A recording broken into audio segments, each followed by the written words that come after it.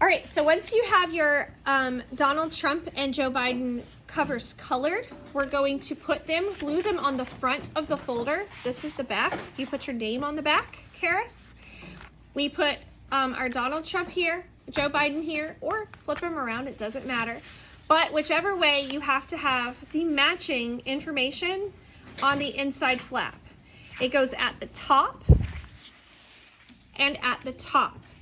After that, you're going to cut the election 2020 papers, the ones that have election day, how to vote, who can be president, and these get glued down at the top in the center part of the folder. Then we have election vocabulary, which is the little booklet that you have that is stapled, and that gets glued down at the bottom of your folder in the center portion. Today we are going to take our pockets. We have the Don't Forget to Vote pocket, and we have the Vote pocket. We are going to cut, boys and girls, around where you see it looks like a big chubby T. We're going to cut around on the bolded lines, and you're going to also cut out ballots. On this one, same thing. You're going to cut out the big T, and you're going to cut out the voter registration. Go. Vote box, and look at the directions. It says fold on the dotted line and glue this side to the folder. This makes the back of the pocket. Fold on dotted line and glue this to side C. Fold on the dotted line and glue this to side C. So we're going to fold these two flaps in on the dotted line.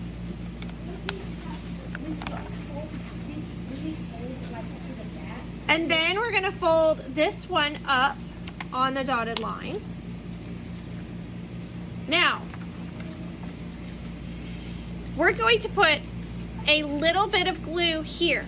Now, I'm going to tell you a little bit because some of you opened your folders today, and when you opened your folder, because you used liquid glue, you realized your stuff was glued together, and this didn't flip up, and this doesn't flip up because you use so much glue. If you use a lot of glue, this is not going to be a pocket. It's just going to be stuck, a piece of paper stuck. You have to use just a little bit of glue. If you'll take your glue, if you take your glue and just put a couple of dots, like 3 dots, dot, dot, dot, top, middle, bottom, and fold up this bottom piece so that it glues. If you put too much, it's going to ooze all out the sides, and it's going to seal up your pocket because it's going to come on the inside of the pocket and it's going to seal it, and it will not be a pocket. So put a little bit of glue on the flap, and then go ahead and fold it.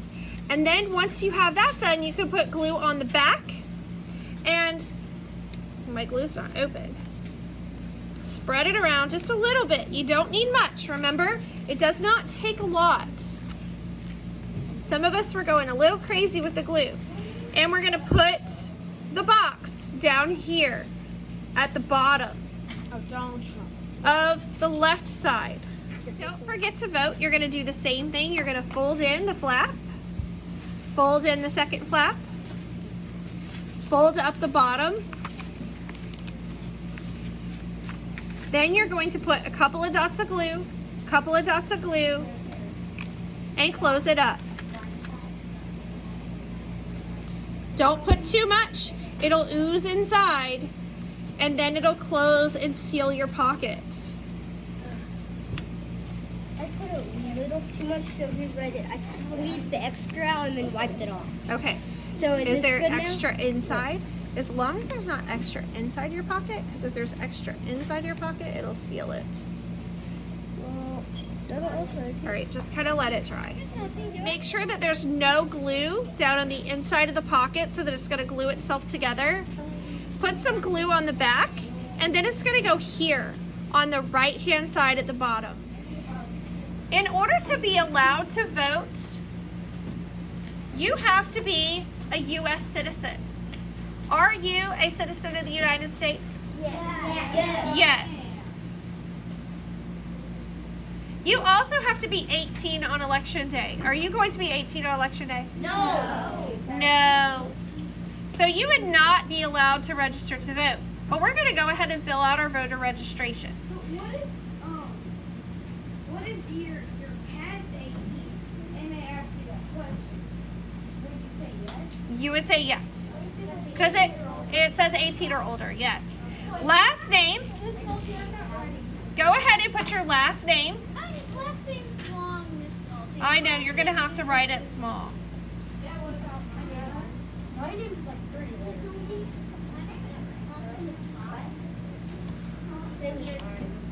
Then write your first name. Follow the directions on the application. After your last name, it's asking for your first name. My middle initial. And then your middle initial.